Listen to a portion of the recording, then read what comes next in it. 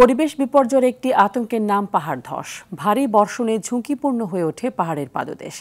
পাহাড় ধসের আশঙ্কা দেখা দেয় বান্দরবান জেলা জুড়ে। জেলায় পাহাড়ের পাদদেশে বসবাস করছেন লক্ষাধিক মানুষ। শুষ্ক মৌসুমে বড় বড় পাহাড় টিলা কেটে বসতঘর তৈরি এবং পাহাড় কাটা মহোৎসবের কারণে পাহাড় ধসে মৃত্যুর ঘটনা ঘটে। গেল 10 বছরে জেলার বিভিন্ন স্থানে পাহাড় ধসে মৃত্যু হয়েছে অন্তত 100 জনের। বান্দরবান প্রতিনিধি মোহাম্মদ শাফায়েত হোসেনের তথ্যচিত্রে আরো জানাচ্ছেন নাদিরা সুলতানা। বান্দরবান শহরে কালাঘাটা, ইসলামপুর, লাঙ্গিপাড়া, বনরূপা পাড়া সহ বেশ কয়েকটি স্থানে পাহাড়ে ঝুঁকিপূর্ণভাবে বসবাস করছেন কয়েক হাজার মানুষ। জেলা সদর ছাড়াও অন্য 6টি উপজেলারও একই চিত্র।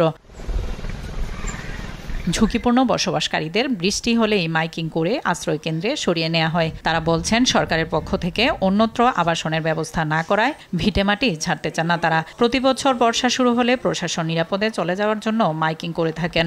স্থায়ীভাবে পুনর্বাসনের কথা বলে আসলেও কাজের কাজ কিছুই হচ্ছে না। যেভাবে বৃষ্টি হচ্ছে এখন পাহাড় ধসার খুব সম্ভাবনা বেশি। আমরা এখন দুশ্চিন্তার মধ্যে আছি। সরকার বারবার বলতেছে নিরাপদ স্থানে যাওয়ার জন্য, কিন্তু নিরাপদ স্থানে যাবে কোথায়? তাদের তো কোনো স্থান নাই। থাকতে তো এসে আর এটাকে মানে কি ব্যাপার কি করতাম না, অন্য জায়গায় চলে যেতাম। শুনছি যে সরকারে পুনর্বাসন করবে, কিন্তু কাগজ কলমে হইতেছে, কিন্তু বাস্তব হচ্ছে না। প্রাকৃতিক কারণ ছাড়াও পাহাড় ধসের অন্যতম কারণ হচ্ছে নির্বিচারে বৃক্ষনিধন, অপরিকল্পিতভাবে পাহাড় কাটা ও চাষাবাদ। এতে প্রতিনিয়ত প্রাণহানির ঘটনা ঘটছে বলে মনে করেন এই কর্মকর্তা।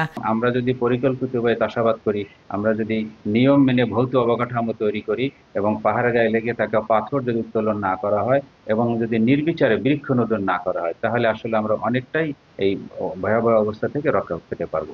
এদিকে পাহাড়ের ঝুঁকিপূর্ণভাবে বসবাসকারীদের পুনর্বাসনের আশ্বাস দেন জেলা প্রশাসক। তালিকা তৈরি করছি, জেলা কমিটি আছে, সেই কমিটির মিটিংয়ে আমরা এই বিষয়গুলি উত্থাপন করব। প্রয়োজনে আমাদের মন্ত্রণালয়ের সহযোগিতা নিব যে এদেরকে পুনর্বাসনের কি ব্যবস্থা গ্রহণ করা যায়। পাহাড় ধসে মৃত্যু কমাতে ঝুঁকিপূর্ণভাবে বসবাসকারীদের পুনর্বাসনের দাবি সবার।